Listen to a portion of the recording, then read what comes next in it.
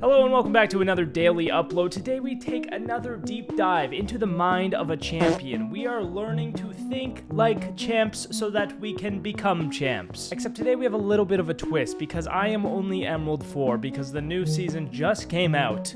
But despite that, 8 win-loss, 1.5 KD because we are using the champion thoughts to win the games. So I'm going to take you through how I'm going to play today on a solo queue game. This is actually my first solo queue game of the new season, so hopefully it goes well, but we'll have to wait and see. We got theme park attack. Okay, theme park attack is gonna be tough for the basement site. Honestly, we're just gonna have to try our best on the basement site. But for the top floor sites, there might be some individual things we can take advantage of, like the control hatch. A lot of people neglect initiation on that site, so you can actually just drop control hatch and take the site, which could be an absolutely huge play because that can get you the bomb down, it can get you multiple kills, it can basically just win you the round. So that's something that we'll definitely take a note of. Doke ban is probably good here. I'm probably not going to play Doke. I haven't played Doke in a long time, and she's just really, really strong on the attack. So let's get rid of her. Valk's really good on theme park, so we could ban her. But I'm going to actually hope for the soulless ban because keeping my drones up is going to be really nice. That pretty much applies to every map on your solo queue. If you're a player who uses your drones a lot, ban an operator that shoots the drones. It really just depends on your playstyle. A lot of people have different styles. This is mine. It's like I play with info, and info gets you kills, and I think that's the best way to play. And it's served me well up until this point, so I'll continue to use my philosophy, you know? Getting good at droning and keeping your drones alive and keeping the info alive, especially as a solo player, is very, very important in my opinion. And honestly, I think I'm going to rock some Deimos because I might be able to get some kills with the Deimos using my drones. Plus, the info is super nice. Very nice. Got the champ background card. No big deal. No big deal. I got a couple of those. I'm thinking if they're basement, I'm going to try to get up to cash balk, maybe take top dragon area, set up some flank drones, and kind of lock down that position just so I can maybe catch roamers, get picks, work sight a little bit by the end of the round if that's what it takes. Use my scans to maybe help the team or even help myself if I do find someone over there and just try to get kills. Honestly, I'm just going to take this area, call this my zone, and then anyone rotating out of sight or rotating back to sight through that direction is going to get slammed. That's the goal at least. I would drive my drone in, but I kind of want to... Oh, they're top floor. Nice. They're top floor. We're going to go control hatch now. Just kidding. We're going in. So we're going to do that control hatch play I was talking about before. I'm hoping they're... Are they initiation or are they bunks? Initiation. Okay, cool. I'm going to use the yings on the control hatch. Oh, I can't open the hatch. Insertion in 10 seconds. Buck's going to come. Buck's going to come. He's got his drone there already. He's figuring it out. So yeah, I'm going to use my Yings to try to break out into sight. A lot less Warden play this season, so Ying is like even more strong. He's spawn picking the dragon window. I'm actually going to try to kill this guy since I have the ACOG.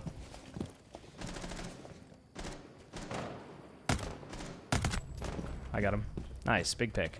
All right, so taking that fight with the ACOG, probably worth it, especially since I know my aim is probably better than that guy's. My aim tends to be better than most people, like top 30 percentile, you know? So that's like, we'll take the risk. We'll take the risk in the solo queue. Solo queue, you do have to allow for a little more risk in order to make plays. But if you can win one attack and win all the defenses, you're in great shape. And the chance of you winning the defenses is pretty high. But do you have a Gone 6? Can you get this? I don't. Okay. Now there's Legion. Legion's initiation now. I'm up on roll right now. And this guy is alone, so I'm just going to start yinging. I'm gonna drop. I'm gonna open buck well in a minute.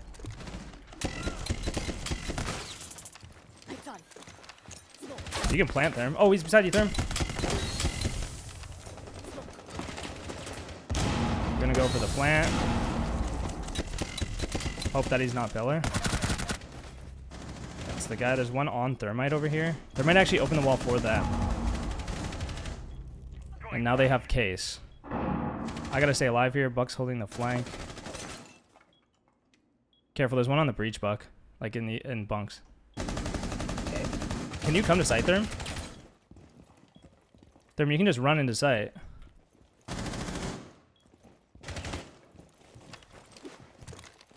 Hold the breach, Buck. I got waiting.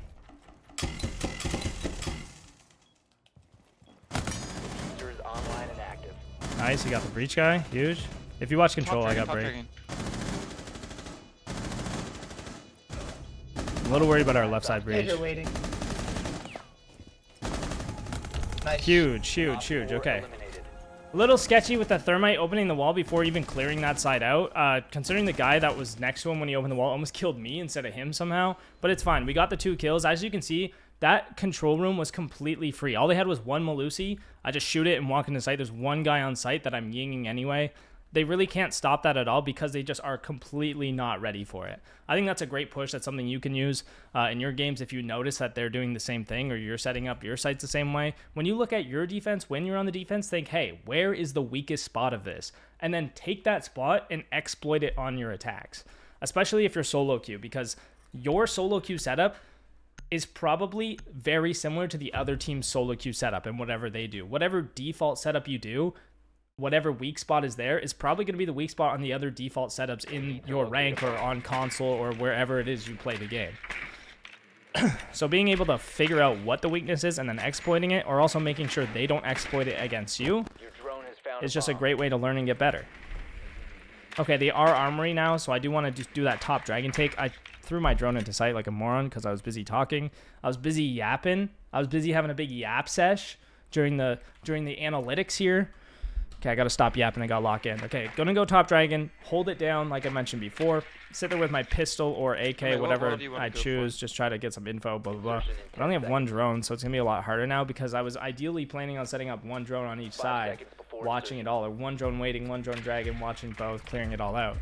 But now I can't do that, so I have to kind of play a little more with my sound and stuff. Should be fine. Should be fine. I'm gonna hold top dragon for you guys if you want to get maintenance.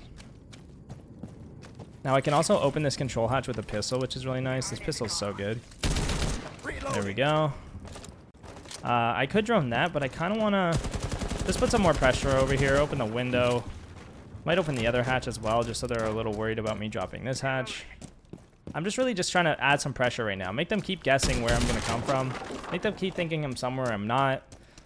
And then they're kind of calling it out. They're a little worried. They have to be more aware. They have to waste more resources, essentially. So droning this, I'm looking good top dragon, and I'm looking good control. Dropping this is sketchy, though, because of initiation. So what I'm going to do is drone an ish, drop the hatch, watch top dragon side, got a C4 in hand because they could rotate in. And I'm going to play off audio.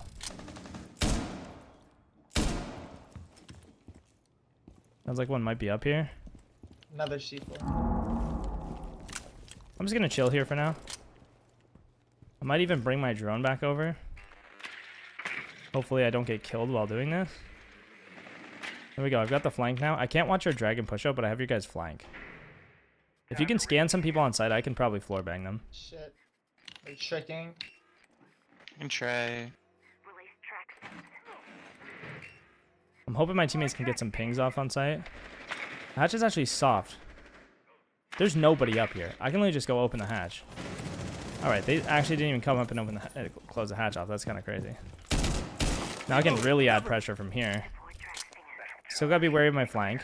So I'm gonna keep this drone up if I can. I don't want to drop it down right now. This is where a second drone would be very, very helpful. Honestly, I can just drop this. Lose him. I'm gonna throw a nade to cover the sound.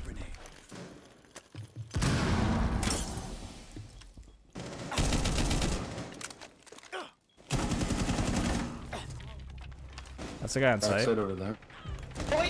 Take sight, take sight, take sight. He's thrown. It's bandit thrown.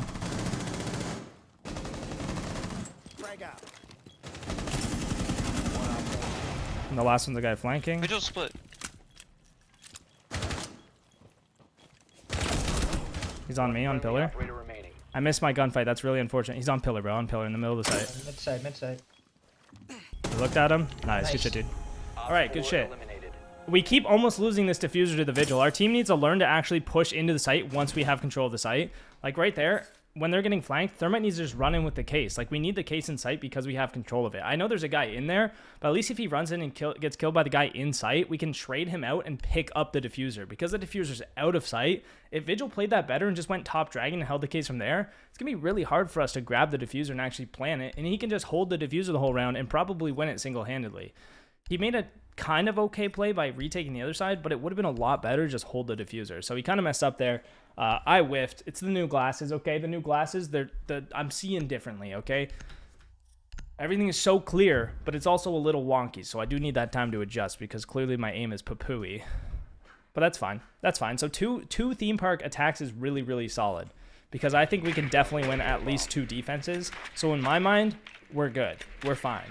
Even if you go down 0-3 on the theme park attack, you can still win. A lot of people give up once they're down 0-3, which is kind of crazy because it's like you're down 0-3 on a map that's heavily defender-sided, especially in rank because of the lack of coordination from attackers. But the second you give up mentally, you're going to lose the game. You're going to get 4-0'd when you give up mentally, so you got to keep your head in the game for sure.